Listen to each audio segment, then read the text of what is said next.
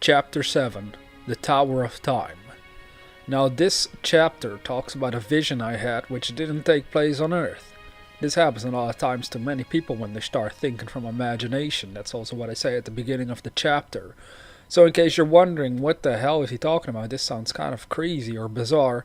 Well, this is what it's all about. Because a lot of times when you think about it, your dreams or your visions at night can hold very special messages for you.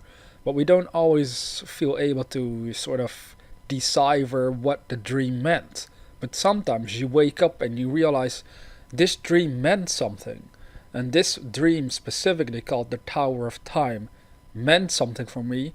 And it's the first time I wanted to share one of these visions through a book that I've written, so you can contemplate the ideas behind it for yourself. Now, as I stated, this was a vision shown to me. The person that thinks from imagination shall experience many similar visions in their own lifetime. Now, I found myself inside a tower. On the top floor was a hallway leading to somewhere else. In the middle of this tower, I saw this giant clock hanging from the ceiling. I myself was on the top floor, and if one were to descend the staircase, they would notice the clock hanging in the middle of the staircase. It was a circular staircase. In this dream, I was confronted by a group of people. Specifically a woman that tried to lure me with the promise of sex. This happened because for many people, sex and reproduction are very important during the time on Earth. She also tried to remind me of all the things I had done, things I decided I'm going to stop doing. Like it would even matter if other people remembered what I did, and yet here I am, acting like none of it happened. I have the freedom to choose what I want to do, so what does it matter what the other person thinks of my choice? I kept dismissing her remarks and attempts for a little while, and then suddenly someone came rushing into the hallway where I was seated. He was shocked when seeing me and said, "There is something wrong with you. Let me help you. I can give you suggestions on how to fix your problems." Well, my response was, "I don't need your suggestions. There's nothing to worry about," and at that moment I decided to leave the hallway to descend this massive staircase. There I was surrounded by many people, rushing up and down the staircase of time, and as I slowly walked down, the person yelled, "You are fired from your job." As he told me that, I saw a man standing on the staircase, completely still. He was staring right at me with the most serious look one could ever have. I intuitively knew it was my boss. This is symbolism at work. The boss of my soul is the one that decides how I will be using my thoughts and imagination. Am I going to be easily misled by the doubts and uncertainty other people throw at me? He was observing my response to the situation. I walked on as if nothing was the matter. I did reply to the person telling me I was fired by saying, "Oh, seriously, I'm fired? Well, that's alright. It's no big deal." And then it was followed by the thought, is my mother going to be upset by what I just claimed? Right here, I knew I wasn't thinking of my earthly mother. I was thinking of the female aspect to my own consciousness, the aspect that feels and is impregnated by the male aspect that thinks and imagines.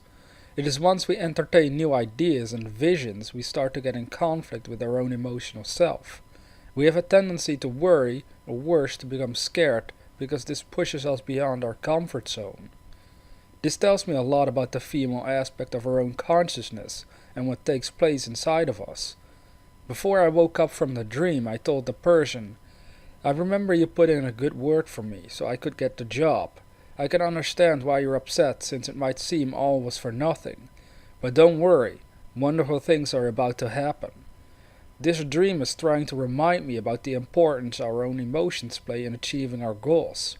It's important to be emotionally in harmony with what you decide, so that the imagination can freely flow through your emotional self into the physical world of reality. Other people around might be panicked. They might be scared. They might want to lure me back to my old behavior. But the most important thing of all is my own state of consciousness.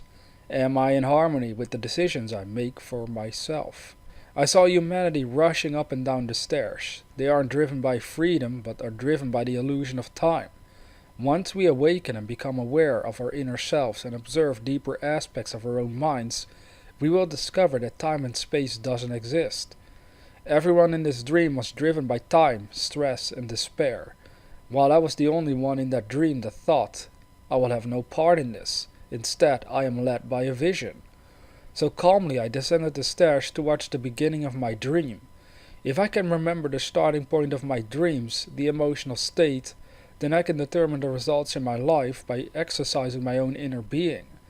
Now this is a great mystery. The average person is consumed purely by physical circumstances, those that include time, objects, and despair.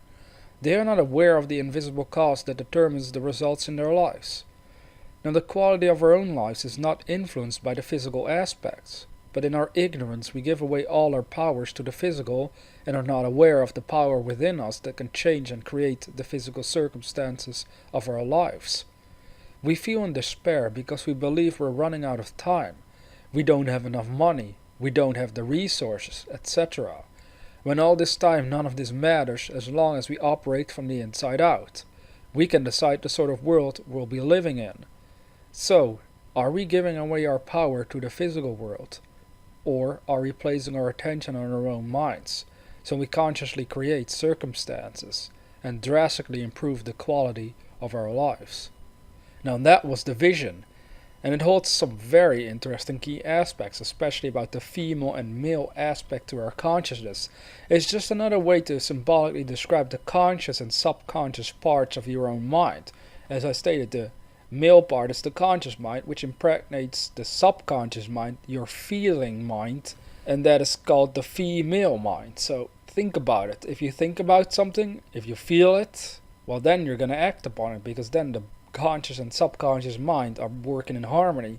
So you really gotta understand that if one of the two is missing, then you aren't operating with your whole mind behind the idea. So it's like your whole mind isn't invested in the idea that you're after, that you want to manifest in your world. But when you can get that done, when consciously and subconsciously you're completely focused on your dream, well then you're going to manifest it. You're going to live from the inside out, as I say. You're going to live from the inner world of thought and emotion instead of the outer world of circumstances and environment. It's a very subtle difference between people, but a very powerful one that drastically changes the results for the individual that does live from the inside out.